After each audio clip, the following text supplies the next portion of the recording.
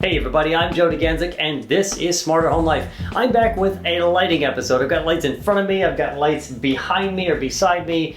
It's going to be a fun one. And I think this is one that you've been waiting for a long time. I know I've been waiting for this particular product or this particular product type for a long time. Of course, you've seen the title, so let me just go ahead and say it. This is the first, asterisk, the first widely available, no smart home hub required, HomeKit compatible, color changing smart bulb. Say that 10 times fast. Anyways, and this is by Koogeek, the Koogeek smart bulb for HomeKit. And they were kind enough to send the bulb along for testing and review purposes. So big thanks to Koogeek. I kind of have to get that disclosure out of the way. So technically it's a sponsored video, but you will get my unbiased and objective opinion and review of the product. All right, so you can see the relative size and the, well, unusual design and shape of the smart bulb from Koogeek. It's not a candelabra bulb, it's an E26, E27 base. This is 110, this is for 110, 120 power systems, and it's 500 lumens. So this is not as bright as even the Philips Hue bulbs from a number of years ago, the original ones from 2012. It will appear to be bright because there's a smaller surface area, just this small little cone-shaped diffuser.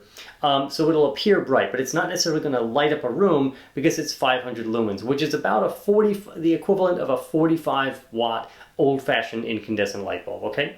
That's kind of the conversion. Let's get to the demos. I could talk specs all day, but that's pretty much it. It's Wi-Fi, so it's going to respond really fast. It's not a Bluetooth product, and there we go.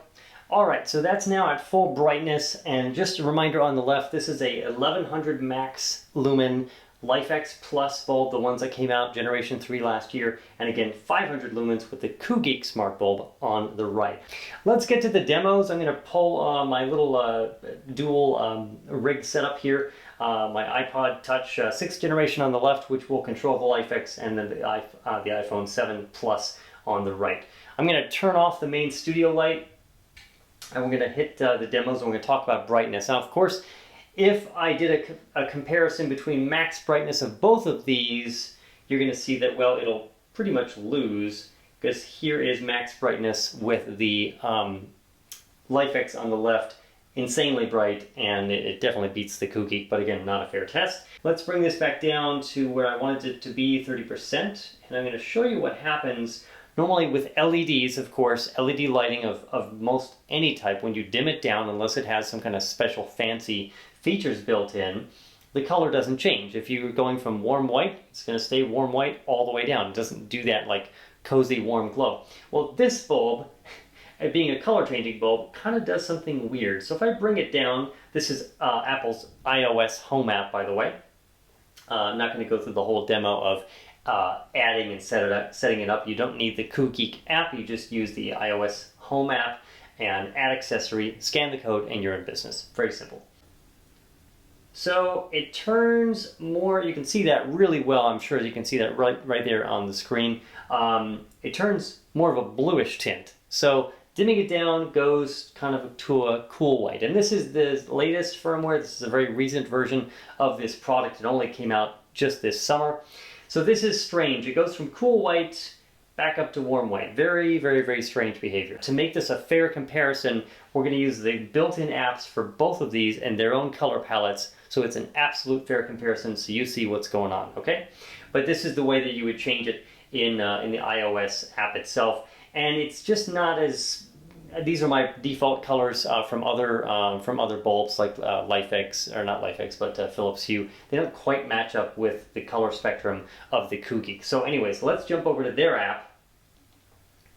And this is the Koogeek Home app. It lists all of my various HomeKit accessories because it's reading from the HomeKit database. On my device, I'm going to long press, and I jump into my color palette here, and I'm going to jump over on the LIFX color palette. So now we're going to do a fair comparison. I'm going to bring this guy down to where it should be, around that, to match it. And we're going to I'm going to make them each, here's red on red. Now red does really a nice saturated color. You can see kind of on camera, still it looks a little bit like the LIFX is, winning in terms of brightness. So I'm going to bring it down just a little bit more, just so we're kind of it's very, very nuanced, but in person, they're very, very, very similar. Where it differs is their built-in versions of say, orange, which is very, very red on the LIFX side and much more yellow on the Koogeek side. Now, you can, of course, go in on each of these and kind of adjust it. And then if I go in here and I go into the color palette and I shift this around, of course, it screws it up. It changes the brightness on the Koogeek to all the way to 100%.